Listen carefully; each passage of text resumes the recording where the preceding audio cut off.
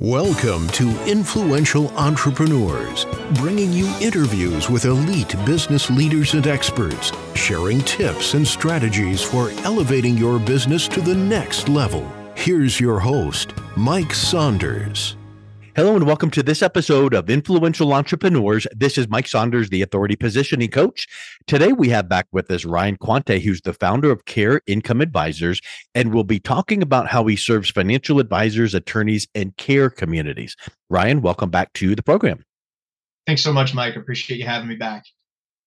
You're welcome. I was really interested in how you position yourself as serving, yes, your clients with, high ethical, high quality products and services, but then you're now also serving these strategic alliances. So I'm excited to see how that fits in, the puzzle piece that fits in together, because here are financial advisors, attorneys, and care communities that have people that are dealing with long-term care and dementia.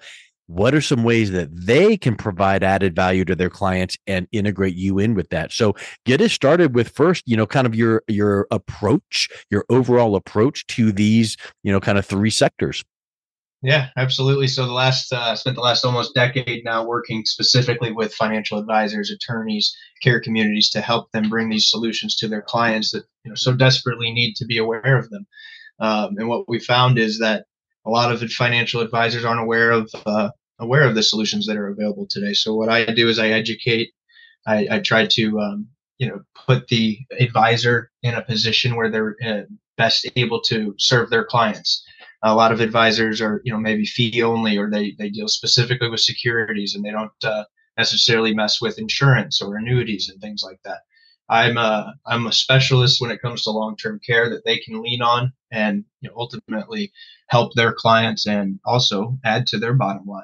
A lot of times advisors will just outsource those things. I'm saying, no, let's work on these cases together. If you've got a client who has a long-term care need, I'm more than happy to step in, do all the heavy lifting, and split whatever revenue might be generated from the sale.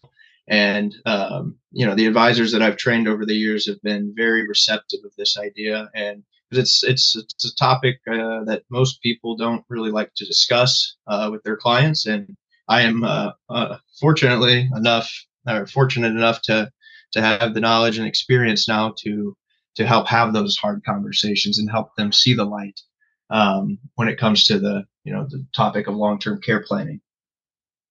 And I think what you're able to also bring to the table, to let's just use financial advisors as that example you were mentioning, rather than just them getting kind of deep with their client going, wow, you've got to do something here. So go out and find someone, or here's this company that I've heard is good, go talk to them. When you can align and become embedded as a embedded strategic alliance with that advisor, now they can set up a meeting and it feels like you're part of the team. And now the advisor isn't shoving them off saying, oh, I can't do it, you need to talk to someone. Now they're bringing in Ryan, who is an expert, and now you're collaborating together, and that client feels well taken care of because it's like part of that financial advisor's team.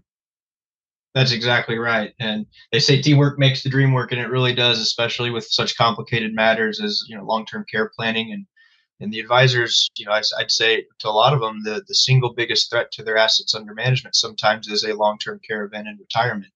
And the advisors will see, rather quickly how devastating a long-term care event can be on the portfolio, which ultimately, as they know, affects their bottom line each and every year as time progresses. So if we're able to put a plan in place to stop that bleeding, put a stop loss on the portfolio, basically on the long-term care costs, life is good for everybody, including the client and the advisor. So, well, I think that's the key point there. Is it's not just a matter of let's put this plan together so we can both make some money. It's let's put the client first, and if their bucket is going to have these huge holes punched into it with the expenses of a long-term care event, which could be longer than they prefer. And now all of a sudden, it hits your assets under management, but the more important thing is it hits the client. And like we've said before in our conversation, the client's self-esteem gets hit because, wow, I didn't want to be this burden to my family, or look, my am I going to have enough money to last through my life in retirement, and all of those things. Well, if we can put that plan into place and feel like they're part of, they're collaborating together, and the client and their family is all coming together, seeing how this works, I would venture to say that, as we've said, the cliched, when there's a win-win-win, like if everybody's winning, man, it's a solid solution.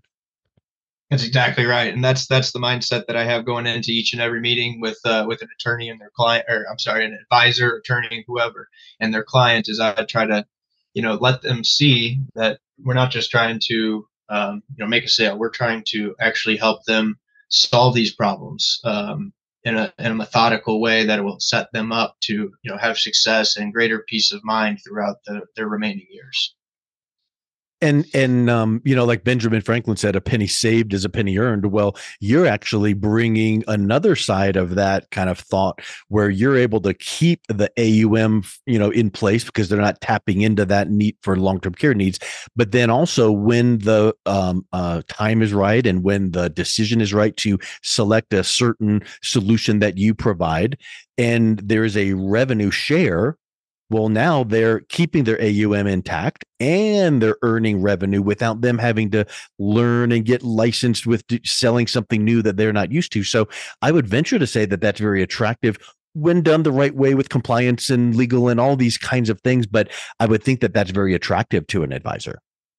Absolutely, and that's, again, what I'm really passionate about, is helping the advisor make a difference in their client's life. Because, as I said earlier, a lot of advisors, they just don't know what they don't know, and obviously consumers don't know what they don't know. And the long-term care planning space is a bit daunting if you don't have a lot of experience in it, and does take some time and some learning. And a lot of advisors that I've partnered with in the past are like, "Wow, man, this would have taken me 6 months to get done, or a really, really long time to understand what the correct solution is." Whereas I can come in, make the advisor and the client feel comfortable, and put together a plan that really makes sense.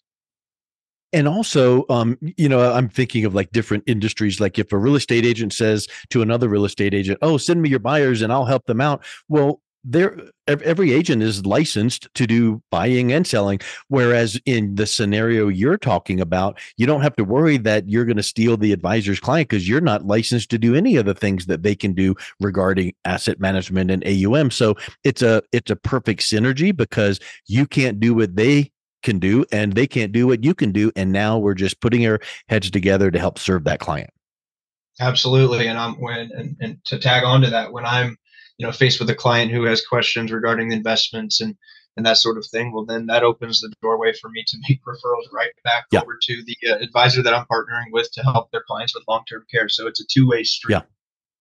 100%. So we also talked about serving financial advisors and attorneys. So I know that attorneys is a different realm, because they're not advising clients on financial matters, but they're advising their clients on the legal matters with estate planning. So take us through like that process of how you're working with and serving attorneys. Yes, perfect. So, ultimately, somebody goes to see an elder law attorney when they're faced with, issues regarding elder care, estate planning, making sure that everything is, in order for end of life. And a lot of times, what the attorneys will find is that everything is, nice and neat, sewed up real good, but they fail to discuss, what happens if you get sick, what happens if you, God forbid, spend through all your assets. Well, then you're in a situation where you really do need a specialist. And so I've been successful in training and educating attorneys on the best way to, go about those things and have those difficult conversations. And it's a lot like my relationship with the financial advisor. I would come in as a trusted resource, trusted expert. I meet with the family and the attorney. We discuss their goals and needs, and ultimately, between the attorney, myself, and the client, we are in a much better position. Usually, when we're done speaking, than we would have been if they hadn't engaged me. So, attorneys are great people to work with, and they're great people to get legal advice from. However, they're not always the most familiar with some of the solutions that are available today. Yeah. So that's where I come in. Yeah. And, I'm thinking of the words being proactive and being reactive. So if a client goes to an advisor and they're talking about long-term care needs, and same with an attorney, the reactive is, oh, this came up, let's deal with it. I've got someone that can help. The proactive may be you can go to both your financial advisor, strategic alliances, and attorneys and say, because of the work we've been doing together, why don't we go ahead and do a seminar and be proactive and really position both of your practices as an advisor, as an attorney, as someone that has this full breadth of, long-term care planning, comprehensive, holistic, and it would really position their practice as more attractive than even their competitors, because their competitors aren't talking about those kind of things that are real needs. Is that something that you're able to provide them as well?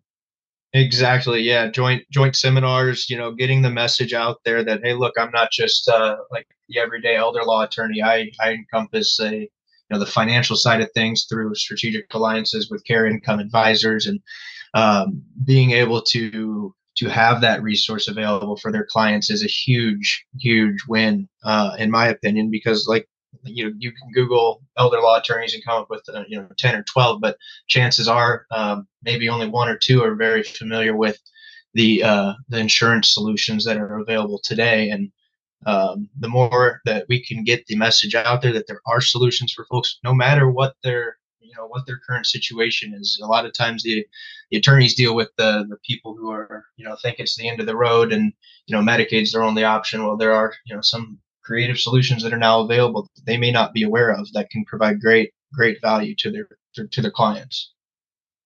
And I think too, what we've even talked about from our previous conversations, I remember one of the distinctive aspects of your approach is a lot of times people assume that, oh, long-term care, it's too late because this happened and now we haven't planned for it years in advance. But you've got solutions that can help clients, even in the midst of the long-term care dementia type crisis. So that's unique in the industry. And I think that message is really attractive to the advisors and attorneys, because they might assume the same thing. And now all of a sudden they're telling their client, no, hold up. Let's bring Ryan in because he's got something that's pretty cutting edge. Right. And my thing is, or what I like to kind of hang my hat on, is it's not too late. And historically, yes, Mhm. 4 or 5 years ago, there weren't these options available. So now there are, and I like to make sure that we can get that message out there. If the attorney is aware, well, then that's just going to create more awareness for their clients, and we'll ultimately be in a better place as a team, as a country. Getting behind this issue of long-term care, because I can tell you right now, Medicaid is going broke. A lot of states are implementing payroll taxes, like Washington Cares Act, for example. In Washington, if you're not aware, they implemented a payroll tax to help cover the ever-growing need for long-term care services that Medicaid is just not going to be able to provide. So there's just it's a growing need, and the more that we can educate, the better off we'll all be. And I know you're serving the client who's dealing with long-term care needs and their family, because that has that ripple effect. So that's the whole focus. But now, what about the third entity that you mentioned, care communities? Talk a little bit about what they're doing, or what you're doing with them to help serve them in serving the clients. Absolutely. So care communities and the partnerships that I've formed over the last couple of years with those senior living facilities, memory care centers, they have proved to be extremely fruitful in that we're able to not only help the client, but we're also able to help those facilities retain the clients. So you see a lot Mm. of times what'll happen is the client will come on board, they'll sign up for the assisted living, and then a couple of years go by and their money runs out. At that point, well, not only is the client not have anywhere to go, and they don't have the care that they need, so desperately need, well, the facility is also losing out on revenue at that point, because if the client doesn't have any money to continue paying the bill, well, then that means the facility is not going to have the revenue that they once did have. So we're able to come in and say, hey, look, no matter what the issue is, no matter what you think, we can a lot of times provide peace of mind and a guarantee that client or will stay in your facility. And a lot of care communities, their biggest challenge is client retention. Obviously, client attraction. That's always a big one too. And um, I think that between doing seminars, being raising awareness, and that sort of thing, we're able to really drive home the point that, look, we are able to help your clients stay where they're at, and also help you continue to receive the money that you need to continue running your business and providing exceptional care. And it's about providing value added services, because if that care community is giving education, referrals, introductions, so that their clients who are in their facility now can understand that, oh, it's not too late, and now I can stop that, some of the huge expenses, and have it covered with this unique approach, that helps everybody. Again, getting back to the win-win-win. But it made me think of a question. Are some people in care communities who are not dealing with dementia and long-term care, and then all of a sudden dementia or long-term care flares up, and then it's impacting that? Yes, absolutely. It's not uncommon at all for diseases to develop. You may go into a nursing home because you have or an assisted living facility because you're having a little bit of a hard time getting around your own place, and it's just not Yeah. it's not safe anymore in terms of mobility. There may not be any sort of cognitive decline at that point, but Right. a lot of times you take somebody out of their environment, it becomes a lot more difficult to navigate everyday life, and especially with aging, you see a lot of dementia start popping up. And we have it's not too late. I want to really drive that home. It's not too late if somebody has got a diagnosis of dementia, they've got mobility issues, they're currently in your community, and maybe they've spent 3/4 or half of their assets. Well, I would highly suggest you give Care Income Advisors a call, and we can talk about how exactly we can help stop that bleeding and continue and help you continue providing the care that client so desperately needs.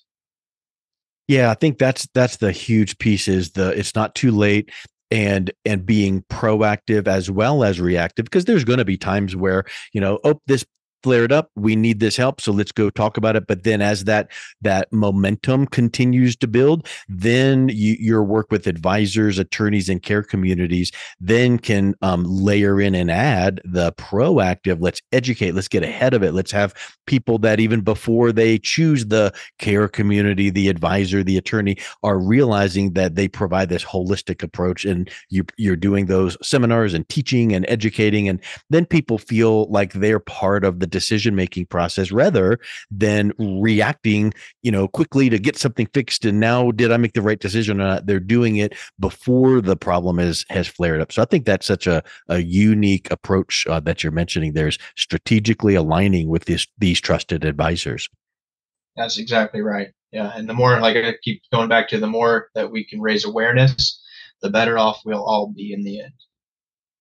Well, Ryan, once again, it's just been great hearing how you're serving your communities. If someone is interested in learning how the strategic alliance can look for them and their organization, what's the best way that they can reach out and connect with you?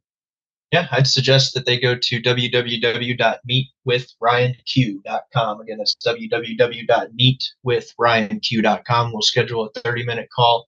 Tell me what's going on, and we'll hopefully be able to make a difference together. Excellent. Well, Ryan, thanks again for coming back on. It's been a real pleasure talking with you. Yeah, thanks a lot, Mike. I've enjoyed it. You've been listening to Influential Entrepreneurs with Mike Saunders. To learn more about the resources mentioned on today's show or listen to past episodes, visit www.influentialentrepreneursradio.com.